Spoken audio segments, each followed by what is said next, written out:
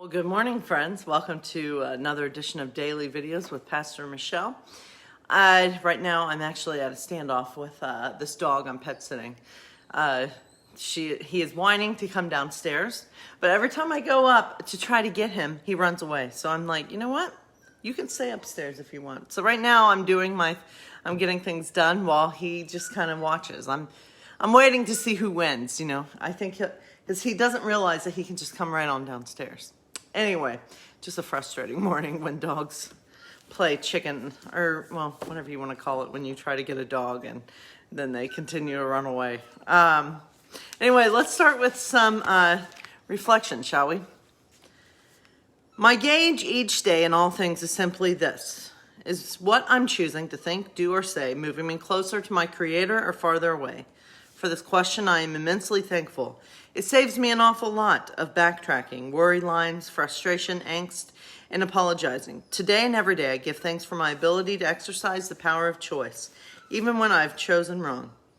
How to make a dream come true? Don't focus on the dream, or it will always remain a dream. Instead, focus on the first action you can take to bring that dream a little closer, then take it. Now focus on the next action and take that. Each step brings the dream closer to becoming reality. Why? Our elders teach that the dream world and the real world operate on the same energy. You link them through the power of choice. Choose action and the dream moves ever closer to the real. Life is sometimes hard. There are challenges. There are difficulties. There's pain. As a younger man, I sought to avoid pain and difficulty and only cause myself more of the same. These days, I choose to face life head on, and I become a comet. I arc through the sky of my life, and the hard times are the friction that shaves off the worn and tired bits. The more I travel head on, the more I am shaped, and the things that no longer work or are unnecessary drop away. It's a good way to travel.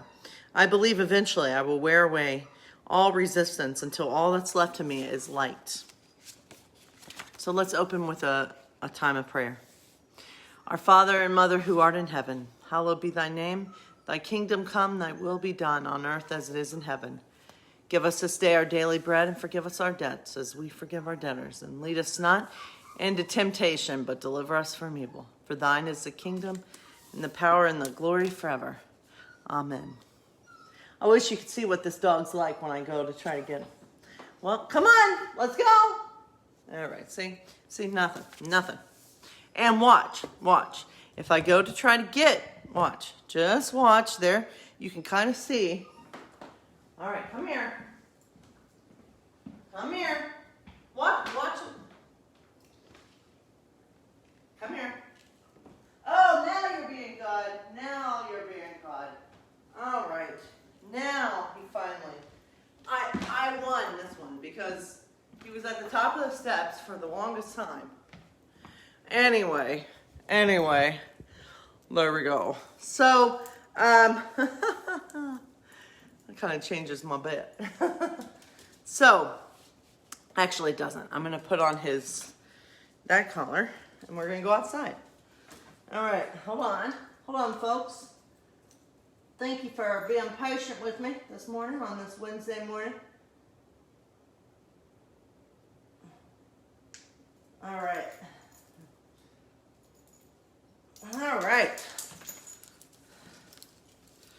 So,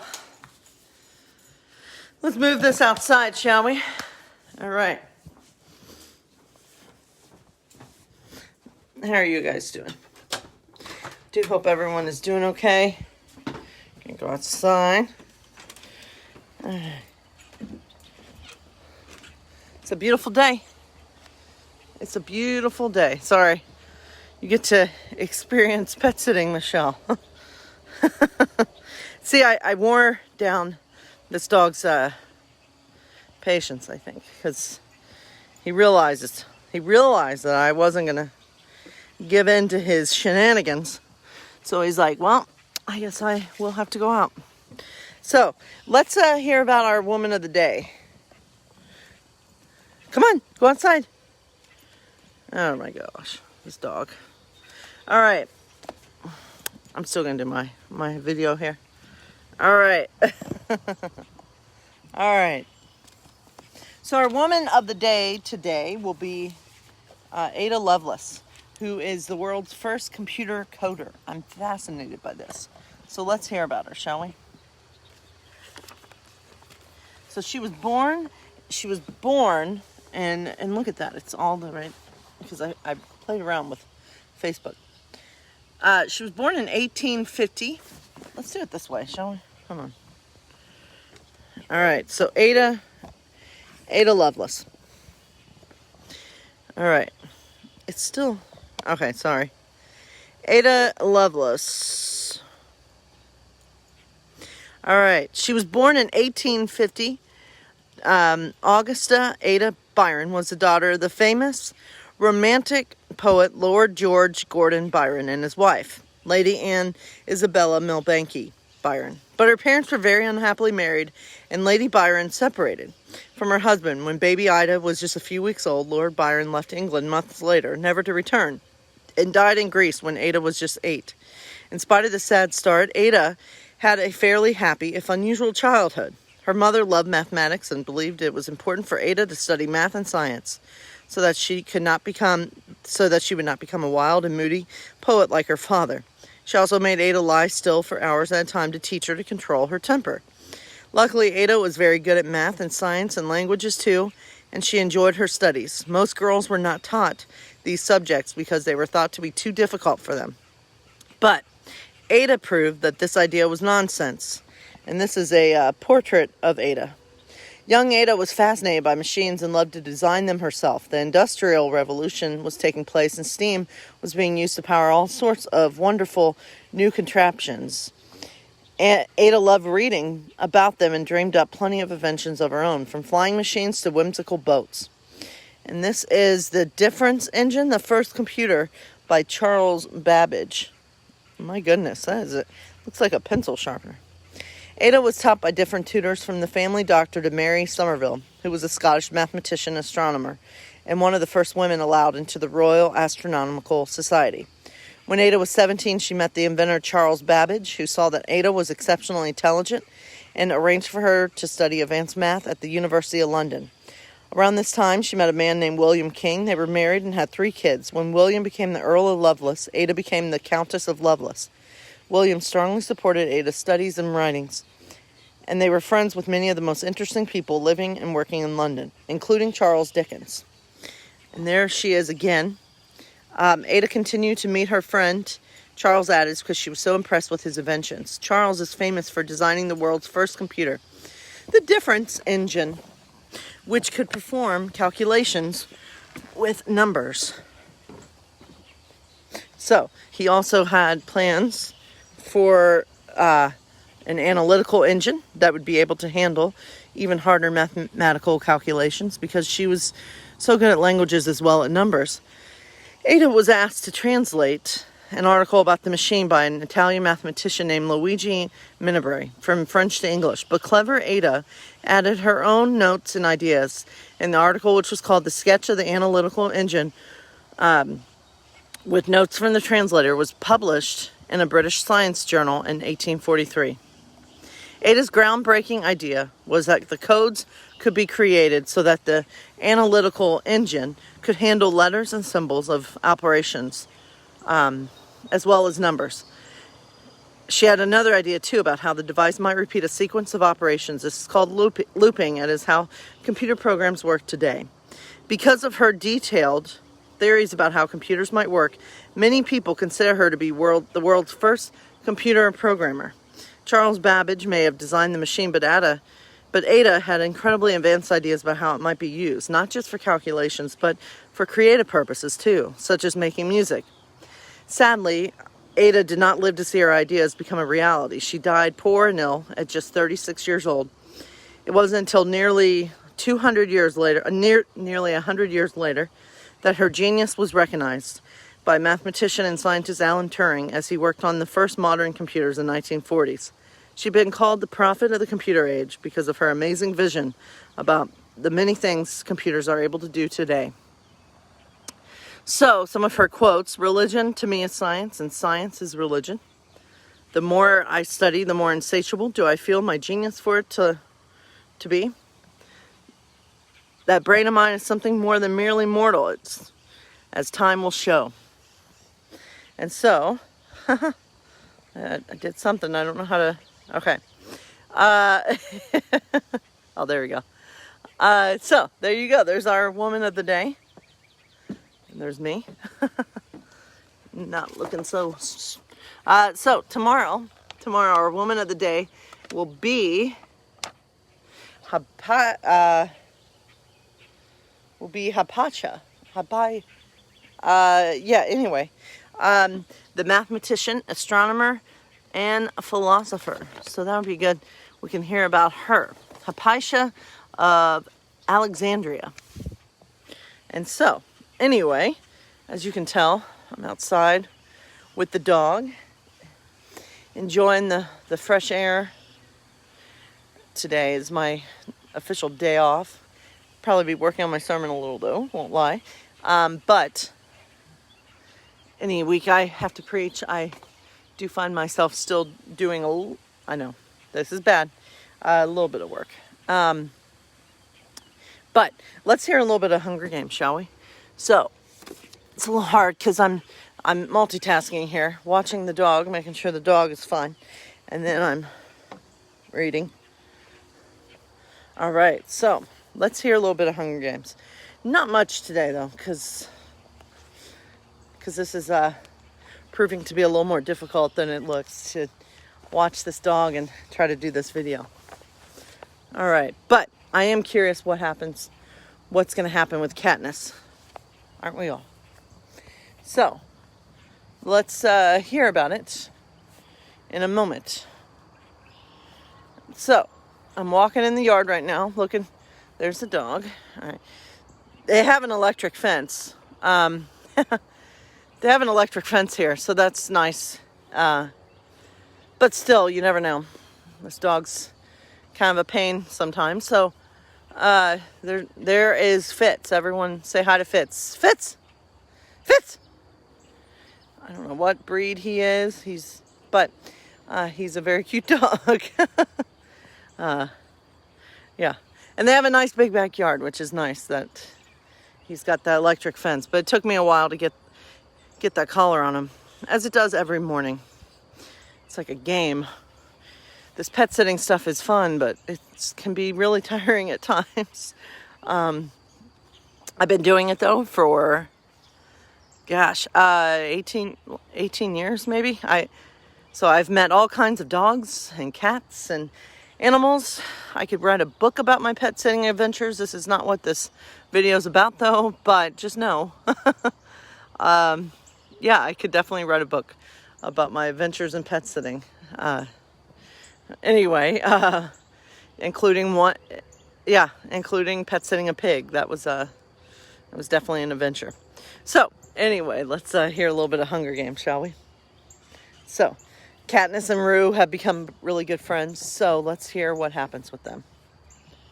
So Rue has decided to trust me wholeheartedly. I know this because as soon as the anthem finishes, she snuggles up against me and falls asleep. Nor do I have any misgivings about her, as I take no particular precautions. If she'd wanted me dead, all she would have had to do was disappear from that tree without pointing out the tracker-jacker nest. Needling me at the very back of my mind is obvious. Both of us can't win these games, but since the odds are still against either of us surviving, I managed to ignore the thought. Besides, I'm attracted by my latest idea about the careers and their supplies. Somehow Rue and I must find a way to destroy their food. I'm pretty sure feeding themselves will be a tremendous struggle. Traditionally, the career tribute strategy is to get hold of all the food early on and work from there. The years when they have not protected it well, 1 year a pack of hideous reptiles destroyed it, another a game maker's flood washed it away. Those are usually the years that tributes from other districts have won. That the careers have been better fed growing up is actually to their disadvantage, because they don't know how to be hungry, not the way Rue and I do. But I'm too exhausted to begin any detailed plan tonight. My wound's recovering, my mind's still a bit foggy from the venom, and the warmth of Rue at my side, her head cradled on my shoulder, have given me a sense of security. I realize for the first time how very lonely I've been in the arena, how comforting the presence of another human being can be. I give in to my drowsiness, resolving that tomorrow the tables will turn. Tomorrow it's the careers who will have to watch their backs. The boom of the cannon jolts me awake. The sky is streaked with light. The birds already chattering. Rue perches in a branch across from me, her hands cupping something. We wait, listening for more shots, but there aren't any. Who do you think that was? I can't help thinking of PETA. I don't know. It could have been any of the others. I guess we'll know tonight. Who's left again, I ask. The boy from District 1, both tributes from 2, the boy from 3, Thresh and me, and you and PETA. And says Rue, that's 8. Wait, and the boy from 10, the one with the bad leg. He makes 9. There's someone else, but neither of us can remember who it is. I wonder how that last one died, says Rue. No telling, but it's good for us. A death should hold the crowd for a bit. Maybe we'll have time to do something before the game makers decide things have been moving too slowly. What's in your hands? That was, sorry. Breakfast, says Rue. She holds them out, revealing 2 big eggs. What kind are those? Not sure. There's a marshy area over there, some kind of water bird. It'd be nice to cook them, but neither of us wants to risk a fire. My guess is the tribute who died today, was a victim of the careers, which means they've recovered enough to be back in the games. We each suck out the insides of an egg, eat a rabbit leg and some berries. It's a good breakfast anywhere. Ready to do it, I say, pulling on my pack. Do what? Says Rue. But by the way she bounces up, you can tell she's up for whatever I propose. Today we take out the careers food, I say. Really, how? You can see the glint of excitement in her eyes. In this way, she's exactly the opposite of Prim, for whom adventures are an ordeal. No idea. Come on. We'll figure out a plan while we hunt.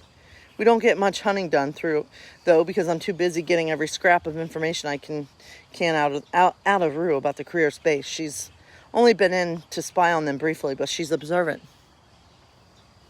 They have set up their camp beside the lake. Their supply stash is about 30 yards away. During the day, they've been leaving another tribute, the boy from District 3, to watch over the supplies. The boy from District 3? He's working with them? Yes, he stays at the camp full time. He got stung too when they drew the tracker jackers in by the lake, says Rue. I guess they agreed to let him live if he acted as their guard. But he's not very big. What weapons does he have? Not much that I could see. A spear. He might be able to hold a few of us off with that. But Thresh could kill him easily, says Rue. And the food's just out in the open, I say. She nods. Something's not quite right about that whole setup. I know, but I couldn't tell what exactly, says Rue. Katniss, even if you could get to the food, how would you get rid of it? Burn it. Dump it in the lake. Soak it in the fuel. I poke Rue in the belly, just like I would Prim. Eat it. She giggles. Oh, and there's the garbage. We're on the move. Hold on a second. We're on the move. Okay. Hi.